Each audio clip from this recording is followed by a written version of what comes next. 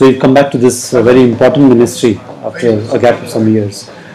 What is your main, observation right now? How has it changed the challenges and the opportunities for this ministry? There are various areas. One is an area where I am very much concerned is the area of technical education to our youth.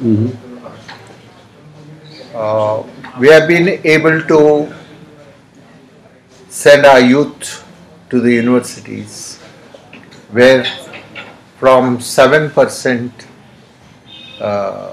today we can say 18.5, 19% our youth are going to the universities, which includes technical education, medicine, engineering, different. The rest of the youth, we have to take them to technical education. And this is the need of the hour also. When technology is spreading all over the country, even in the villages, we have broadband facility, telecommunication facility, road connectivity. Roads are reaching villages. The people who have produced should reach the market. They need fertilizers, they need seeds, they need insecticides, different things in the villages.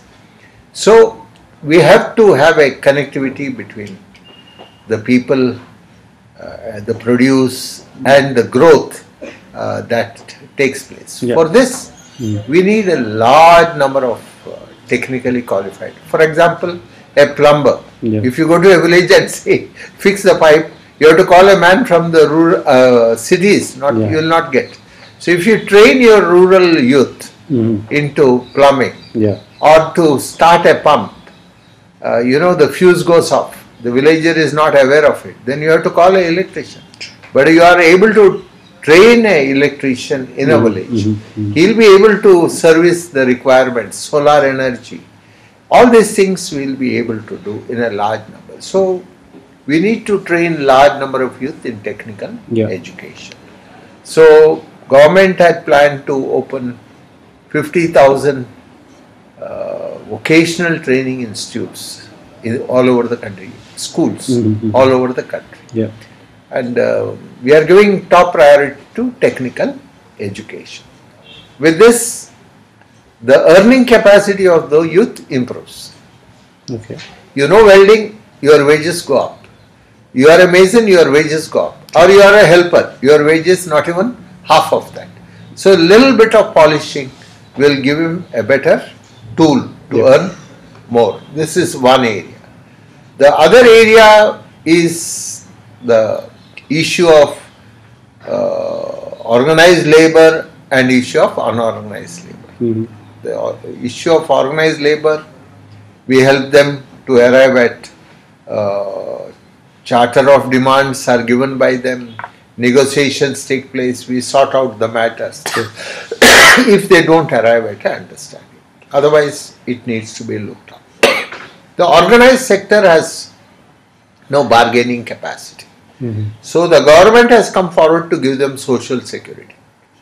And through social security, what we cannot give them through regular employment, though it is not a substitute, to some extent we attend to their problems, like when there is death, we give them death cover under insurance.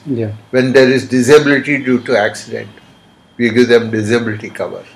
When they are not well, the families are not keeping well, we give them a cover of 30,000 for a family of 5, so that they can go and have treatment.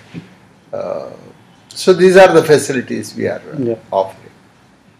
Under the health side, where we provide treatment to the workers, we were having hospitals, large number of hospitals all over the country for the employees. We were short of doctors, we were short of experts, we were short of paramedical staff. So we thought that why don't we upscale the level of treatment available in our hospitals. Under the rules, if we are not able to provide them that kind of treatment, we have to send them to centers where that treatment is available, and we have to pay for that. Yeah. So what we thought is that instead of paying the money to somebody, capitalize that money and start medical colleges. If you have medical colleges, the entire gamut of medical treatment is under medical education. Yeah. To give that, we will have to upscale the facilities available in the hospitals. To have super speciality, you will have to have everything modern available in the world in your own institution in the hospital. So at the time of teaching, you need these facilities. For teaching, you need the patients. You have a bed ratio, bed patient ratio that can be maintained. The patient will get treatment at a lesser cost. You are getting the necessary exposure to the students required in the medical field. Sure. So we decided to open at least one medical college where there is a medical facility, hospital in every state, and about 10 to 12 super specialities all over the country. Along with that, nursing courses and paramedical courses all over, so that you have you supplement this activity. When you have an operation theatre, you don't have an anesthesis.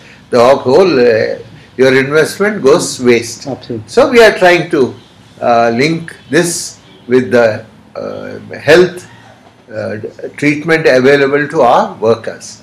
Furthermore, we have also included one item, that is to give seats to the workers' children, which is a unique thing which you can't find in any other program.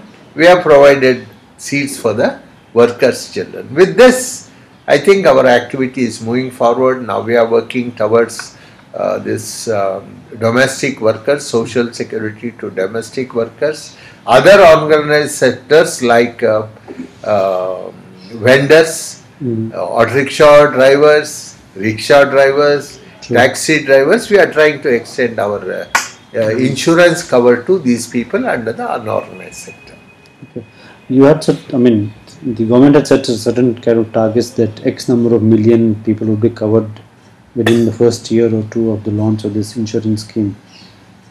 Are we meeting those targets? Or? Yeah, actually there has been some difficulty because states are a part of this. They have to contribute 25% to the premium to be paid. Yeah. Center pays 75% premium, state has to pay 25%.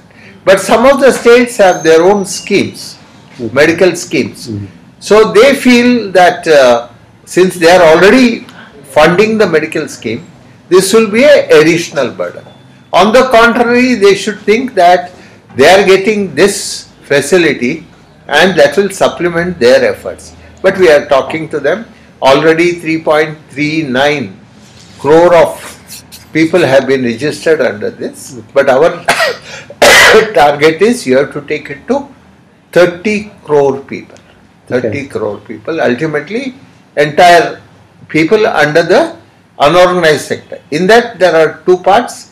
One is below poverty, one is people are above poverty. That above poverty line we will tackle later. This will be at least 30 crore people are below the poverty level, but not all of them come under this category. So all those who are coming under that category we are trying to cover. Okay. You talked about skill development. Now this is also one of the major focus of the current government. You have set up a National Skill Development Council, and are you looking to collaborate with foreign countries also in this, and also the private sector to get them to? Private sector, we are actually encouraging private sector to get into this because hands-on. What is required today is experience. More than what you study in the classroom, in your laboratory or your workshop, your experience to deal with that. So if you don't have that kind of experience, you are getting a first class with a first rank that doesn't help in getting employment. The first rank fellow should know how to handle a lathe or a welding machine or whatever be the equipment that he is handling, he should be able to deal with that. So are you finding that response? No, we have started something called the apprentice course. Okay. But it is there earlier also. But in a big way, we have to do it so that the youth get proper training. They are able to set up their own workshops or whatever institutions they need to, and that will help them to earn more. Are you finding the response from the private sector to be adequate, or do you want them to do a bit more? No, they have apprehensions. They do have apprehensions in the sense they don't mind taking bright boys and using them, but they are a little reluctant to absorb all the boys trained because the growth also has to be there. Yeah. Every year you take one batch. Out of that, maybe there are 2 or 3 good boys they may absorb. The rest of them they cannot absorb, but they will go to the market. There is market. I have been to a number of school ITIs. When I asked them, they said, "Sir, we have campus recruitment, and everybody is booked. Like there is nobody who is not getting a job." That was the situation when I visited some of the institutions. Okay. There is shortage of carpenters, shortage of drivers, shortage of plumbers, shortage of welders, all sorts of things. Now, across the world, at least in Europe, we have seen that when the economic crisis started, unemployment became a big challenge for the governments over there. What is the situation in India? India, we have we are facing a situation, meltdown. The impact of meltdown in the West is felt here also. So what we expected, the kind of boom in the production industry, it is not there. But things are slowly changing, and from now onwards, I think the economy will pick up again. Okay. But has the government launched any new schemes to promote employment because of this situation that you are seeing now? The government is keen on infrastructure. If there is infrastructure, there is spin-off activity. Okay. Without infrastructure, you can't expect a spin-off activity. Okay. So, government is keen to speed up the building of infrastructure. Also, one last question is about the foreign direct investment. Now, you have open sectors like civilization, retail, etc. Do you see this boosting employment generation? So, when there is activity, there is opportunity for employment. Our main thinking for inviting foreign investment or domestic investment is to develop this infrastructure. If infrastructure is in place, anybody will come and say, "I'll establish a factory." But if there is no connectivity between the place of production and the market, then nobody will venture to open any kind of industry. So these are basic requirements of an industry. For example, you start industry, you want electricity, you don't have electricity. What is the use of starting a unit? Yeah. This is the problem. Okay.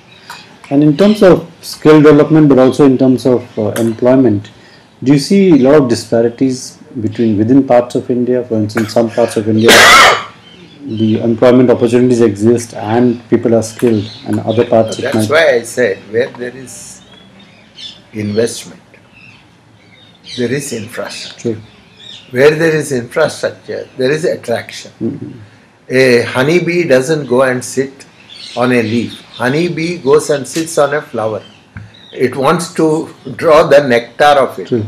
So if you tell people that you go and start somewhere, unless there is an incentive like market or easy availability of the labor or evacuating the product early for sale, people will not take the risk.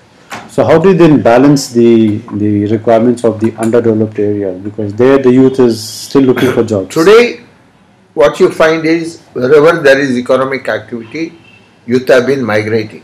Because I find you go to Pune, there are youth from all over the country. You go to Bangalore, there are youth all over the country.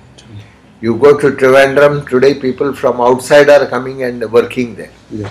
So wherever there is opportunity, there is a flow of labor, and that advantage the local people should take and others should build up. Okay. You mentioned people from outside. Has the government made it easier for people from foreign workers to come and work in India, or is it becoming No, I am tougher? not talking of the foreign workers. Yeah. Foreign workers, unless they have their units, they may not venture to come to India to serve. When somebody is starting their industry in India, maybe they will bring the foreign workers, but they would prefer the Indian workers there.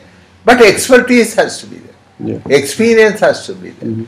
So if you have to carry your industry, you need people trained. So for that reason, people may come from outside.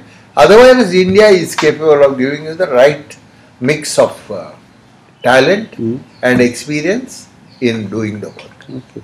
Now, I mean, I'll just ask one supplementary to this. Because of the economic crisis in Europe and the West, we find that more and more people are of, not Indian origin, but others are looking to work in India. So, is the government making that easier, or? See, when you say that your people should go to other country and work, then you can't block the passage of those country people coming and working in our country. That will have a balancing impact. Okay, sir. Thank you very much. Thank you.